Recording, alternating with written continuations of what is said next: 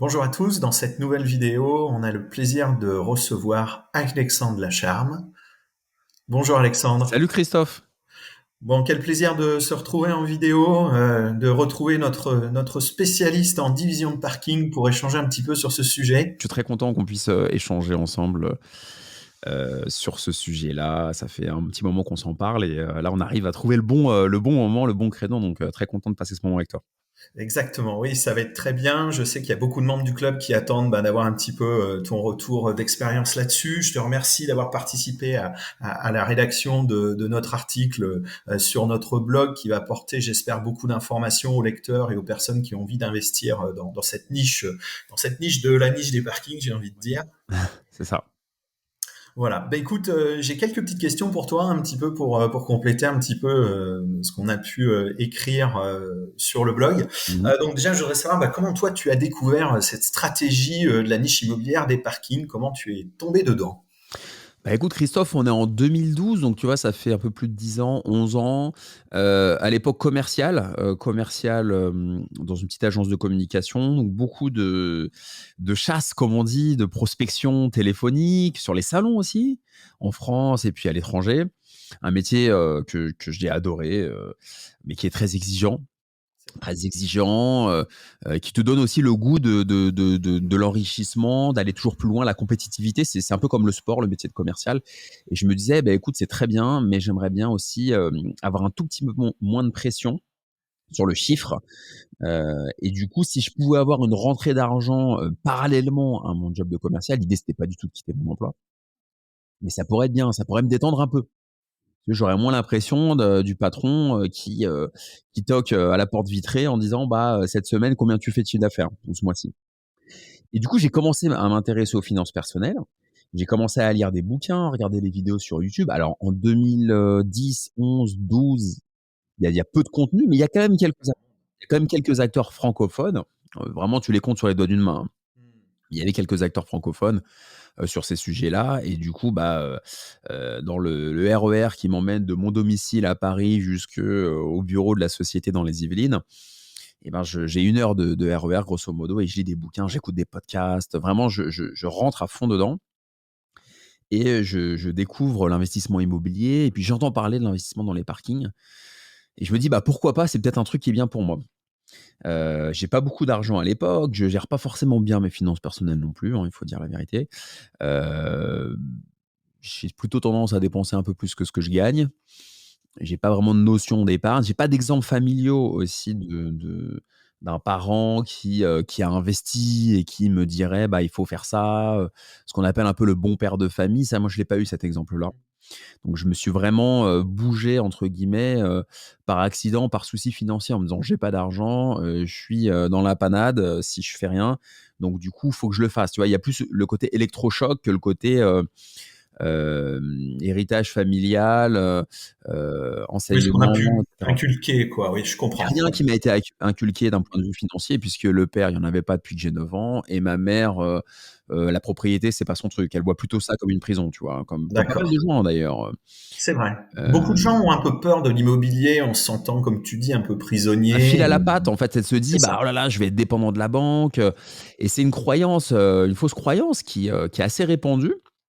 Alors on est quand même dans un des pays où il y a le plus d'intérêt pour l'immobilier, hein, il faut quand même dire ce qui est. Mais il y a quand même une partie des gens qui n'investissent pas par peur, de ne pas pouvoir rembourser le crédit, d'avoir des locataires qui paient pas. C'est vrai. Il y a une peur qui est existante, et qui est en train de se dissiper, et il y a beaucoup de femmes maintenant qui se mettent à investir aussi, donc ça les choses changent dans le bon sens. Ça Et du évolue coup, bien bah, aussi. je me dis: «Il faut que je m'en sorte par moi-même», et puis je vais bosser, je fais de la prospection et puis entre des appels de prospection, de machine à café, hein, tous les commerciaux connaissent bien ça.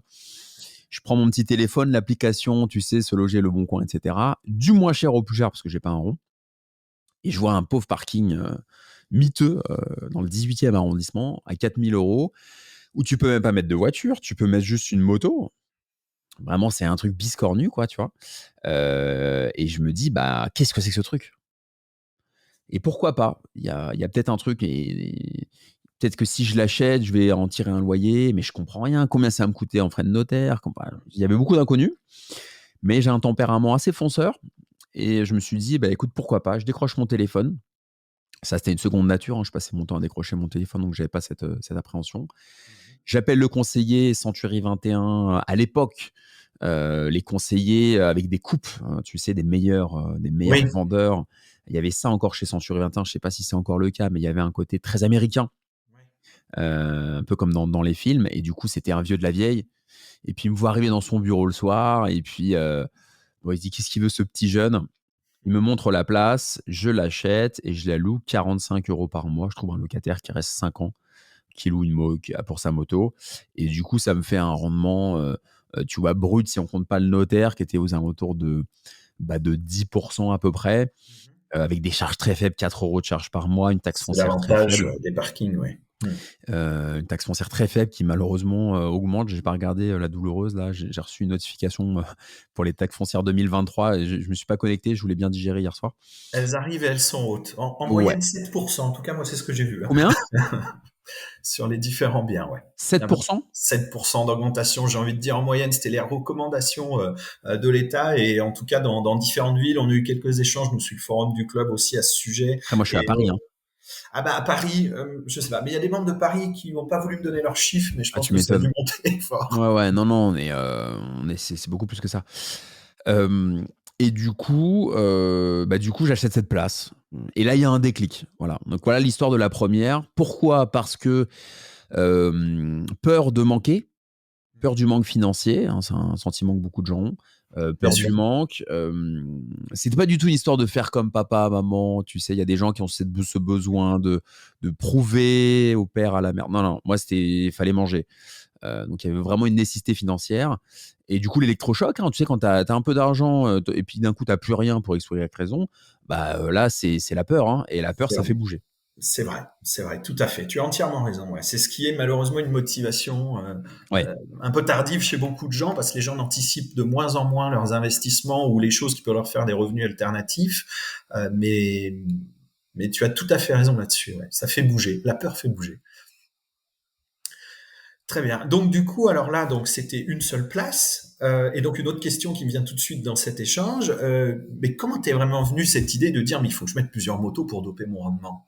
C'est le hasard ou l'opportunité peut-être de locataires en même temps qui se présentent? c'est une intuition. C'est une intuition parce que j'étais à Paris. Paris, tu peux quasiment plus circuler, c'est un enfer, mais à l'époque, c'était déjà compliqué. Il y avait beaucoup de gens du coup qui achetaient des 2 roues pour pouvoir aller plus rapidement à leur rendez-vous. À l'époque, maintenant c'est devenu payant à Paris depuis septembre 2022, le stationnement voirie pour les véhicules thermiques sauf les électriques. Mais à l'époque, tu pouvais te garer un peu n'importe comment. Mais les gens achetaient des 2 roues. Moi, mes copains, si tu veux, achetaient des 2 roues parce qu'ils pouvaient aller plus vite d'un point A à un point B. Il n'y avait pas la problématique de se garer. Et puis les parkings coûtent très très cher chez les institutionnels à Paris. Et du coup, je me suis dit, bah, il y a peut-être un marché. Je vais acheter des places de parking biscornues, donc moins chères. Je vais les payer moins cher parce que si tu veux, le propriétaire qui a de l'argent, c'est le caillou dans la chaussure, le parking, hein. Quand il achète un appartement ou qu'il hérite d'un appartement, un bel appartement, et cetera. Picard, tu il hérite d'un appartement, je sais pas, de 85 mètres carrés, et puis il y a un petit lot rattaché à l'appartement, qui fait, 3 mètres sur, je sais pas combien, qui est un peu triangulaire. Difficile d'accès. Il paye 13 € de charge, mais il se dit: «Mais qu'est-ce que je vais faire de ça?» De 1, le parking ne m'intéresse pas. De 2, je ne peux pas louer à, un véhicule standard. De 3, je n'ai pas forcément de véhicule. Donc si tu veux, c'est un caillou dans la chaussure. Donc moi, je viens leur enlever le caillou dans la chaussure. C'est comme ça que j'ai gagné de l'argent. Donc je me suis dit: «Je suis plus agile qu'eux, j'ai plus faim qu'eux parce que j'ai pas d'argent. Donc du coup, je vais être créatif». Donc en fait, j'ai apporté de la créativité dans le parking, qui est un domaine très austère. C'est vrai. Et je me suis dit: «Bah tiens, je vais être le seul ou un des seuls à chercher du produit atypique. Du coup, il sera moins cher». N'oublie pas que j'étais commercial, donc moi négocier, c'était, dans mon quotidien. Bien sûr. Donc une place, tu vois, je te dis n'importe quoi, on va prendre un exemple, une place qui valait, 30 000 € dans un quartier sympathique, dans Paris, heu, où tu peux garer n'importe quel véhicule. Bah, moi, j'ai acheté une place qui était, 2 fois plus petite ou triangulaire, et je l'ai négociée peut-être 15 000 €, tu vois? Donc 50 de moins. Et du coup, je la louais à plusieurs, 2 roues, puisqu'il y avait une demande croissante pour le 2 roues due à la difficulté pour se garer. Et j'ai fait des calculs après. Je me suis dit: «Bah tiens, Une place que je louerais 100 € à une voiture, ou 120 €, on va dire 100 € à une voiture. Peut-être que si j'arrive à mettre 3 motos ou 3 scooters, on sera à 150. Ouais, tu la loues plus cher, ouais. On sera à 150, donc je vais la louer plus cher et je vais l'acheter moins cher parce qu'elle est Aussi. atypique. Donc si tu veux, je gagnais, sur le prix d'achat et je gagnais aussi sur l'exploitation en termes de chiffre d'affaires. Du coup, l'un dans l'autre, j'avais des rendements dans Paris intramuros qui étaient systématiquement supérieurs à 10 Forcément, voire bien 15. sûr. Qui étaient même des rendements assez exceptionnels. Et je comprends bien tes explications sur les négociations. Le gros avantage quand tu arrives face à un vendeur et que tu lui dis mais votre place on peut pas garer de voiture, elle est pas exploitable, qu'est-ce que je vais faire de ça? Voilà, je pense que c'est un vrai point fort pour négocier les prix et Ils sont d'accord en fait, ils peuvent bien pas te sûr. contredire. Ils peuvent pas te contredire. Tu leur dis voilà, votre place, elle est en forme de triangle, on peut pas garer une voiture, ou alors on peut garer, juste une mini voiture. Ouais, une Si tu Smart veux, ou voilà.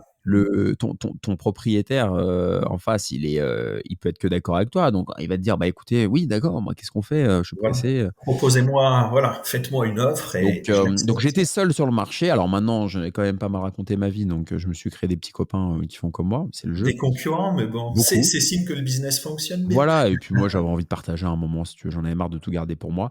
Donc j'ai vraiment joué le jeu de l'évangélisation, mais à l'époque, il y avait personne qui faisait ça. Ou Ah alors, mais c'est sûr. 1 ou 2 personnes, vraiment, c'était, on était sur les doigts d'une main il y a une dizaine d'années, hein, les doigts d'une main en France. Il y avait pas grand monde, ouais, Il y c'est avait sûr. très, très peu de gens. On était vraiment, je te dis, sur les doigts d'une main, et du coup on se connaissait pas entre nous, et du coup, bah, je il y avait moi, le prix, tu vois, je me suis dit 45 € ou 50 €, c'était au doigt mouillé, hein. Mmh. C'était bon, combien la personne est prête à payer, heu, par rapport au prix de son véhicule, et c'était un peu au doigt mouillé, quoi. J'ai dit: «Bon, 45, c'est un prix psychologique acceptable, on y va». Très bien. Et donc alors aujourd'hui, puis ça fait déjà 10 ans que tu fais ça, combien de fois as-tu appliqué cette stratégie ou dupliqué cette stratégie à peu près? Je me doute que tu l'as fait plein de fois, mais Ouais, des dizaines et dizaines de fois, franchement, plusieurs dizaines de fois, je l'ai fait. J'ai pas que des parkings moto, j'ai aussi des parkings pour mettre des voitures. J'ai acheté, si tu veux, des places de parking typiquement moto, et j'ai acheté des places de parking aussi voitures que j'ai pu diviser en places moto. Donc j'ai vraiment d'accord. fait les 2. Ouais, OK. Très bien. Donc du coup, question suivante, as-tu déjà été confronté au cas d'un syndic de copropriété ou de copropriétaires qui étaient jaloux et qui venaient t'embêter parce qu'on nous on voit ça des fois, j'ai plusieurs membres du club ou alors beaucoup dans les grosses copropriétés, j'ai envie de dire sur Paris et en province, on est un petit peu moins embêté avec ça, mais il y a souvent des gens qui sont assez jaloux de se dire oh là là, mais lui il a trouvé un business model, il gagne de l'argent et du coup les gens essayent de t'embêter. C'est très franco-français. Au lieu d'admirer les gens, on les embête. Ah ça je peux pas dire mieux que toi, hein.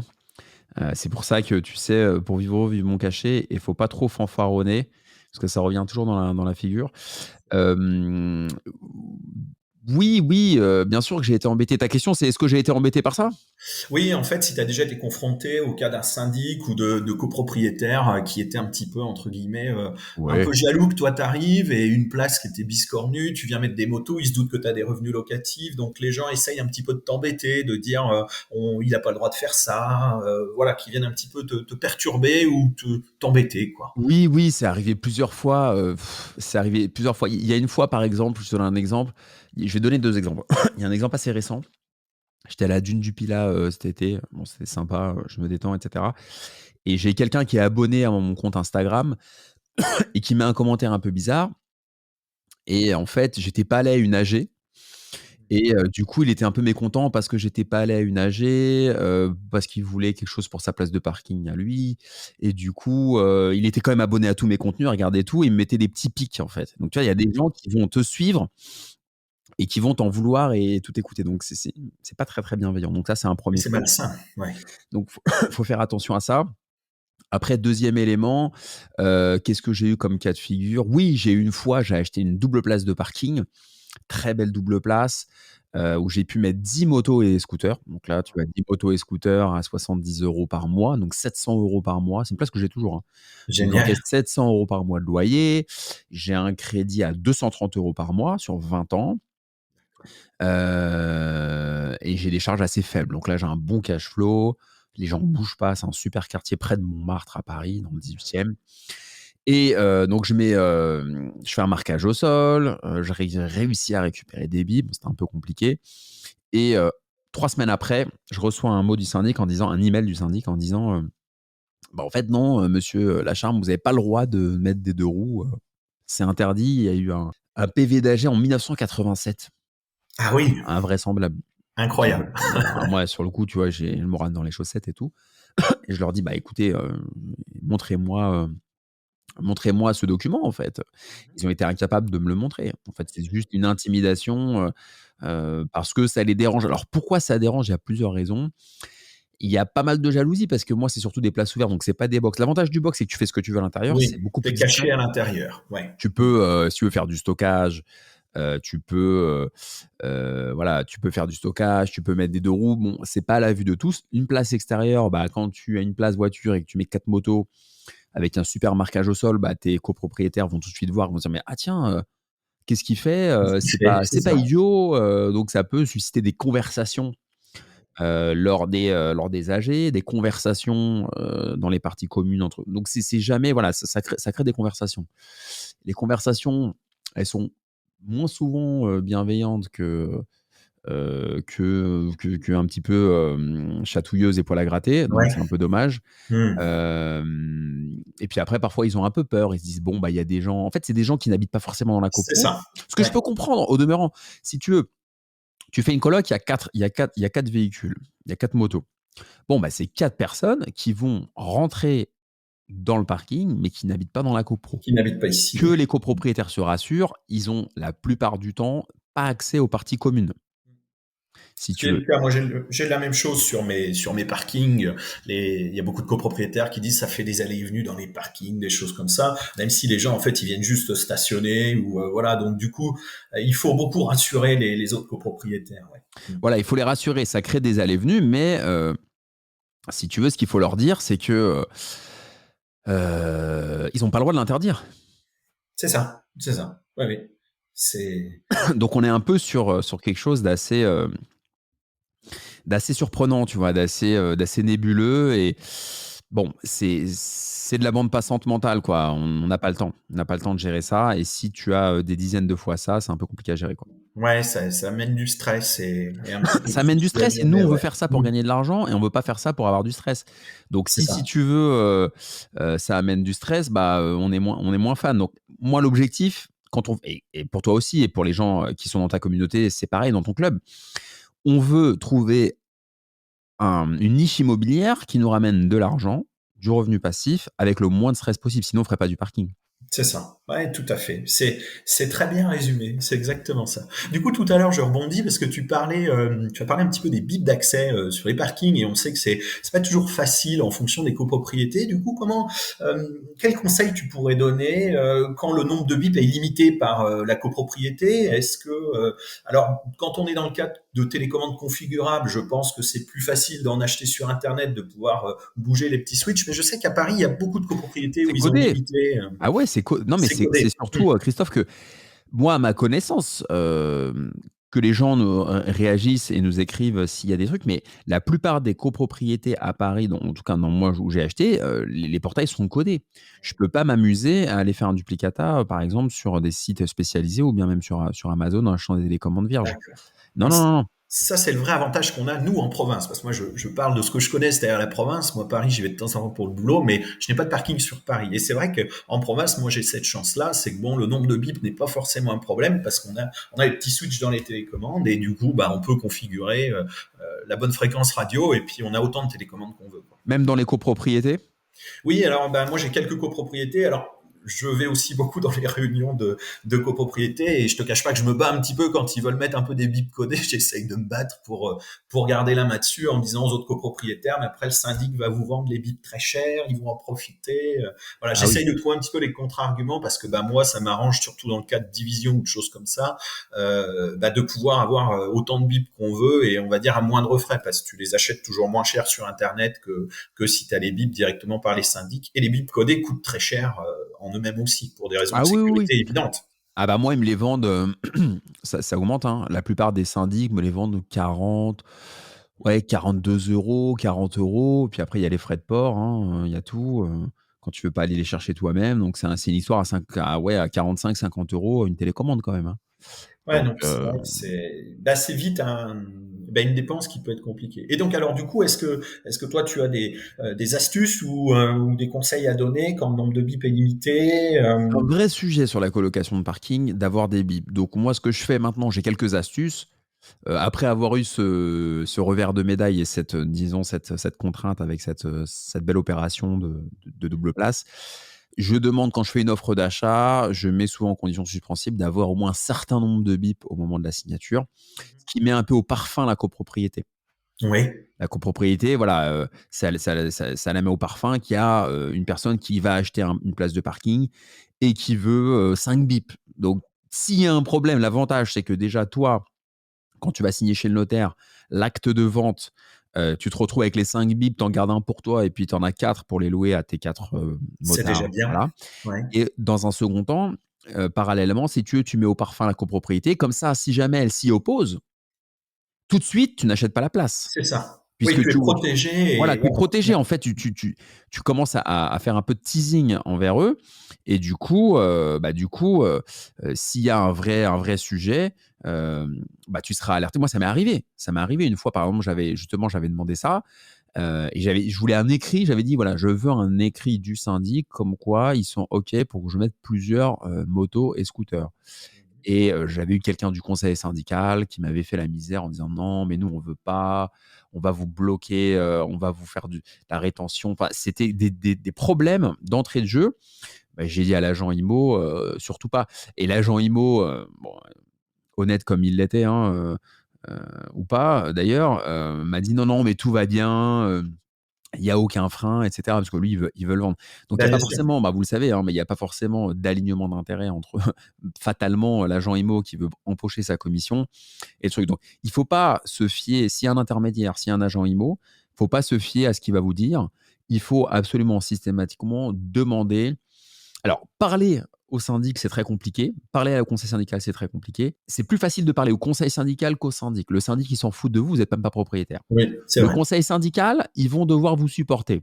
Donc, ils sont peut-être un peu plus à l'écoute d'un nouvel entrant. Donc, moi, ce que je vous conseille, concrètement, c'est si vous voulez faire une colocation moto, vous en parlez, vous dites voilà, moi, je vais signer chez le notaire, je veux, vous mettez le nombre max de bips que vous pouvez, enfin, demandez pas 10, hein, sinon, Oui. et demandez, voilà, je veux 3-4 bips.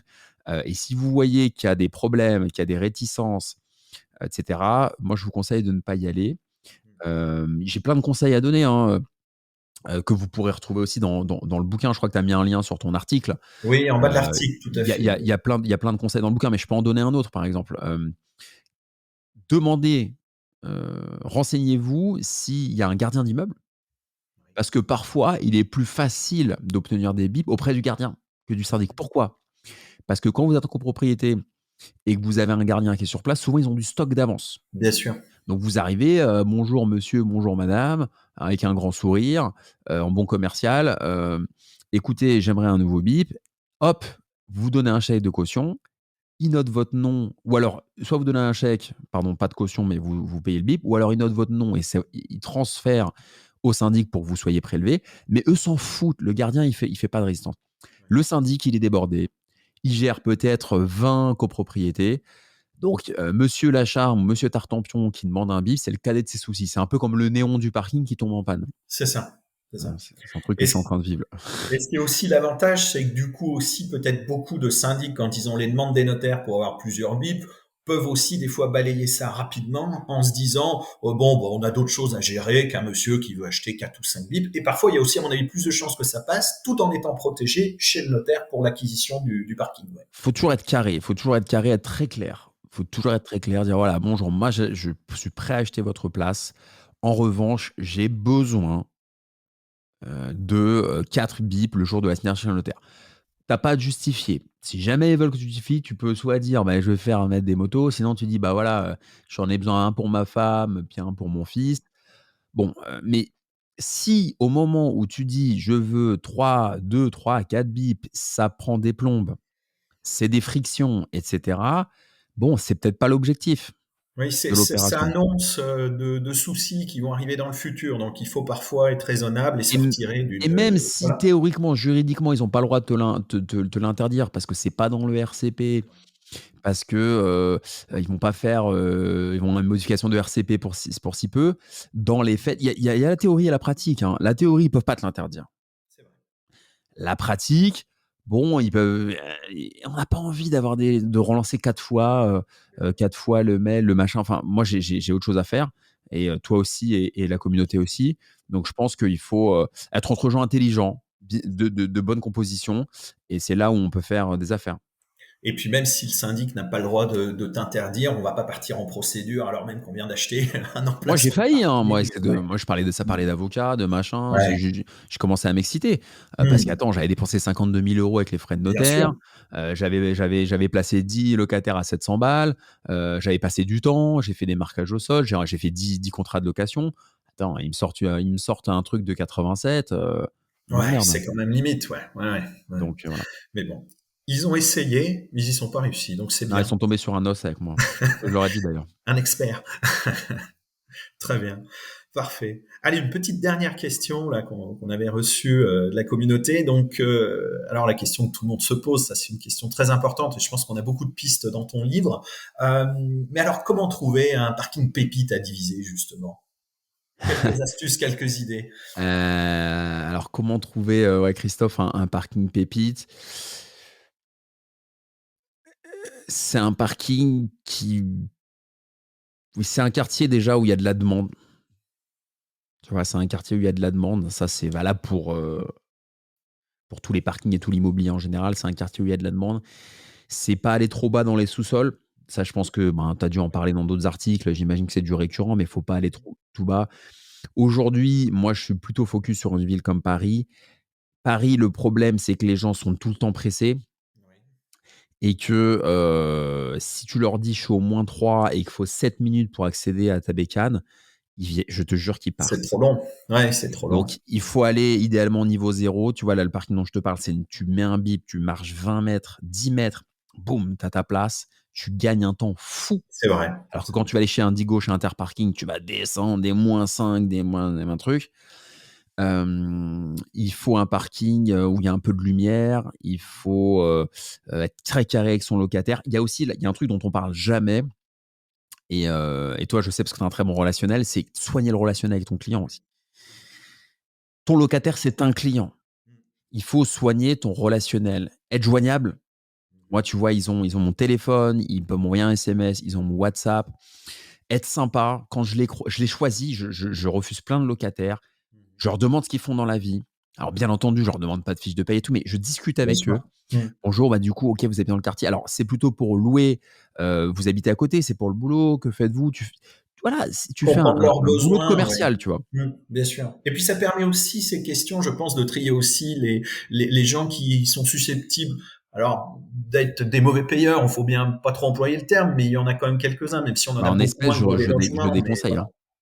Ah bah ça, moi, je fais pas du tout d'espèces, hein. De Je toute l'ai fait façon, une c'est fois, source de problème, ouais. je l'ai Mmh. fait. Moi, je suis quelqu'un, une qualité, un défaut, c'est que je suis très empathique. Mmh. Ça peut être dangereux dans le business. Ça, c'est vrai. Ça, c'est vrai. Ça Ça, peut être c'est très dangereux dans le business. Moi, je suis très empathique, c'est-à-dire que je suis quelqu'un, je vois un mec arriver, un jour ça m'est arrivé, tu vois, je sais pas, il m'a touché, un motard un peu en marge de la société, sympa, vraiment humain, et cetera. Il me dit: «Je vous paye en espèces, des mois d'avance et tout». Je sais pas pourquoi, tu vois? Ma copine de l'époque m'a dit: «Mais attends, mais t'arrêtes tout de suite». Tu vois, elle est ingénieure à l'époque, les fichiers Excel, une machine, tu vois? Tout ce que je suis pas.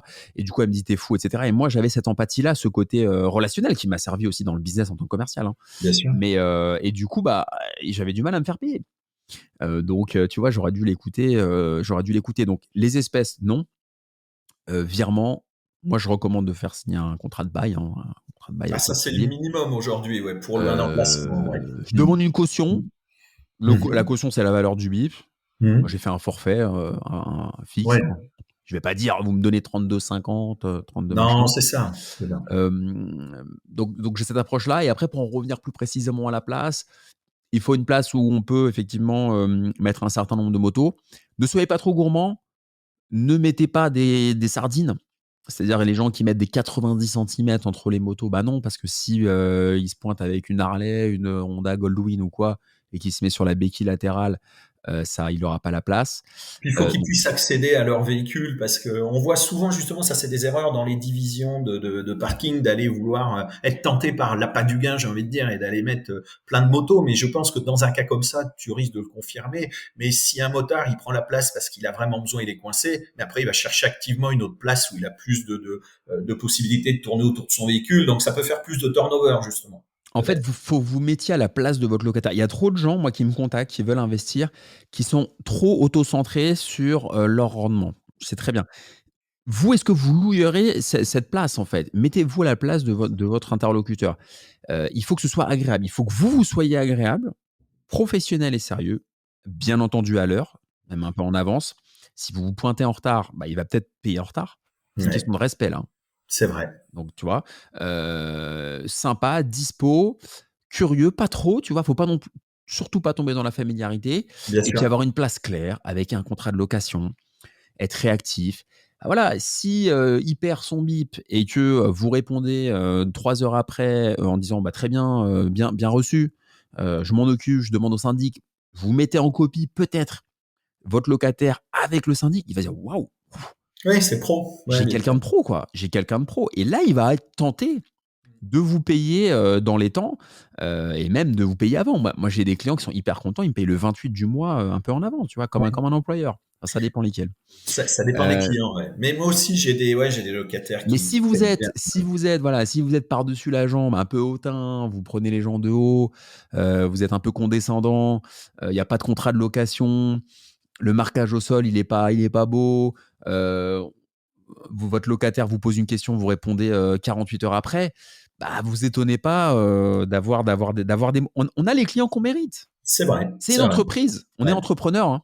Tu as entièrement là-dessus, raison là-dessus. Et je veux juste souligner quelque chose que tu as dit, que je dis souvent à des membres du club qui me posent des questions pour investir et qui sont assez surpris quand je leur dis, moi, quand je veux acheter une place de parking, le premier truc que je fais, c'est que je rentre dans le parking avec ma voiture pour essayer, pour voir justement si je peux manœuvrer, si tout va bien, si c'est pas chiant, si c'est accessible. Et c'est des détails que peu de gens font et ça me fait plaisir que dans les premiers conseils que tu donnes, tu dises ça. Est-ce que vous viendrez vous garer ici? Parce que les gens, tu as raison, sont trop focalisés sur combien je vais gagner, avant même de se dire il faut que j'ai, pour gagner de l'argent, un produit qui soit facile, qui réponde aux besoins du client et qui soit accessible, parce qu'il y a surtout l'accès sur les parkings qui est très Les gens important. ont trop une approche, Excel et ingénieur C'est vrai.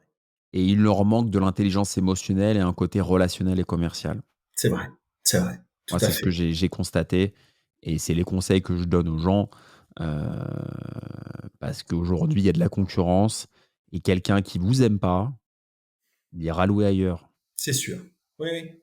Oui, ou s'il y a le moindre petit truc qui va déranger, ou comme tu dis, un manque de Partira. réactivité sur un problème, quelqu'un qui peut pas accéder à son parking, eh ben, c'est toujours embêtant. S'il voit que le propriétaire s'en fiche, ben, ça donne pas envie de se dire, voilà, on se dit, ce Et propriétaire-là, il s'en il fiche, il vous veut juste que je paye recommandera mon pas. loyer, Il quoi. vous recommandera pas. Moi, j'ai tellement un bon relationnel avec mes clients que j'en ai parfois qui sont partis parce qu'ils ont déménagé. J'ai dit: «Écoutez», j'ai même pas dit: «Bonne continuation», j'ai dit: «Écoutez, si vous revenez, ou si vous avez des amis, vous me tenez au courant». Ils sont revenus 1 an après, ils m'ont rappelé. Si j'avais été froid: «Oui, bon, bah, très bien, OK, merci, bonne continuation», ils m'auraient jamais rappelé. Bien sûr. Moi, j'ai ça aussi sur un parking qui est en province difficile à remplir et je me suis rendu compte que le relationnel joue beaucoup parce que c'est des gens qui louent chez moi qui me ramènent du monde. C'est-à-dire que des fois, tu fais un peu de publicité et la meilleure publicité, c'est quand tu as un locataire qui dit, mais attends, tu cherches une place, tu viens ici, c'est super et t'es tranquille. Et ça, c'est aussi preuve que, j'ai envie de dire que vous êtes sérieux et que les locataires vous apprécient. Et ça, c'est très Exact. important. Ouais. Ouais, ouais. Ouais. Super. Ben écoute Alexandre, en tout cas merci vraiment pour cet échange très constructif. Voilà, je pense que toute la communauté va vraiment apprécier ces bons conseils et Merci à puis toi. cet article qu'on a partagé ensemble. Ouais, très Euh, content, ça me fait plaisir de collaborer avec toi. ben merci, moi aussi. Et puis ben au plaisir je dirais, de se boire un verre sur Paris quand j'aurai l'occasion de monter sur Paris. Puis si Ça, tu c'est viens sûr. en province, près de chez moi, tu n'hésites pas, tu seras le bienvenu aussi. Bah, merci, bah, avec grand plaisir, de toute façon, merci beaucoup à toi pour tout ce que tu fais aussi pour la ça je te le dis, Merci. en vidéo, tout ce que tu fais, tout ce que tu apportes, la communauté des investisseurs dans les parkings. C'est vrai que, bah, tous les 2 on essaie, de manière, différente d'apporter, de l'éclairage et c'est un vrai travail, c'est une vraie générosité. Je pense que si on n'était pas généreux, on le ferait pas. Donc il y a une vraie volonté Beaucoup de aussi, temps. tu vois, qui est, C'est beaucoup qui de est, temps. qui est de transmettre, de créer une émulation. Donc ça, félicitations pour ça parce qu'il faut quand même, fallait le faire, hein. Il y en a qui le disent mais qui le font pas. Merci, Donc ouais. ça, félicitations. Et puis, si vous avez des questions, n'hésitez pas à me contacter, voilà, si vous avez des trucs qui sont pas encore hyper clairs ou que j'ai dit des bêtises ou quoi, vous me contactez sur les réseaux sociaux, un peu partout, Instagram, LinkedIn. Avec grand plaisir, j'y répondrai. Et puis, lisez mon livre aussi si vous avez besoin de plus de conseils. Vous trompez pas, la couverture, je vais vous la montrer. Je crois que je dois en avoir un. Ah, Bah, de toute si façon, tu il est en dans as un, il faut l'article. nous montrer, Et ouais. c'est ça la couve. Voilà, c'est Wow, investir dans les parkings avec un petit mec qui regarde en l'air pendant le confinement au Pouliguen. wow. C'est moi. Bon, on te reconnaît bien. Bon, bah ça va, mais en tout cas, c'était un plaisir et Plaisir continuez à partagé. investir et lisez bien les articles de Christophe pour pas faire d'erreur, quoi. Alors, il y a pas que mes articles hein, sur le site du CIPG Club, je précise, parce que je suis en fait le Et seul ton qui se équipe. montre en vidéo, parce que les autres membres sont beaucoup un petit peu cachés. Mais voilà, on est une communauté et l'idée, c'est d'avoir plusieurs investisseurs qui partagent des idées. Et c'est aussi pour ça, moi, grâce au club, que je vais aussi sur où l'échange, où les rencontres comme Alexandre ben, te font aller sur des business models différents. Moi, il y a 5 ans, j'étais pas du tout dans le garde-meuble. Je m'y suis mis avec un entrepôt pour faire du garde-meuble. Donc, en fait, les rencontres justement de tous ces investisseurs dans les parkings et chaque personne amène une expertise qui permet ben, de diversifier ses placements et donc de multiplier ses sources de revenus. Et ça, c'est très Bah, enrichissant. exactement, mais on en discutera des garde-meubles, tu vas apprendre plein de trucs. Je pense qu'il tu as raison, il faut avoir l'humilité de se dire: «Bah, en fait, le collectif nous apporte des choses» et quand on est curieux, bah, on découvre des choses. Moi, j'ai plein de choses à apprendre aussi et puis on est tous, à s'apporter quelque chose et à progresser, hein. On est là pour progresser tous ensemble, sinon on ferait pas tout ça. Mais on peut pas tout savoir et c'est là aussi où c'est très intéressant bah, d'avoir des supports comme des livres qui te permettent justement bah, d'avoir déjà un retour d'expérience terrain, qui te permettent d'éviter les erreurs, entre guillemets, toutes les erreurs que toi tu as commises. Eh ben, je veux dire, tu préviens un petit peu les gens qui te contactent ou les Ah oui, gens qui oui. lisent ton livre et c'est le vrai avantage pour éviter je dirais, de faire des erreurs qui vont coûter très cher Mieux vaut quand on se prévenir lance. que guérir. Oh oui, c'est vrai, exactement, ouais, tout à fait, tout à fait. Super. Eh ben, écoute, merci beaucoup Alexandre pour cet échange très constructif. Et Merci puis, bah, Christophe. j'espère que ce podcast et cette vidéo eh ben, vont plaire un petit peu aux gens. Et puis, qu'ils n'hésitent pas à faire des commentaires. On pourra répondre à des questions. Mais je pense pas qu'on a dit de bêtises. Enfin, en Non, tout je cas, pense moi, pas. tout m'a semblé très, très intéressant et passionnant. Super, bah, merci à toi Christophe, à très Merci beaucoup bientôt. Alexandre. À très Salut tout le monde. bientôt. Au revoir Alexandre. Au Au revoir. revoir.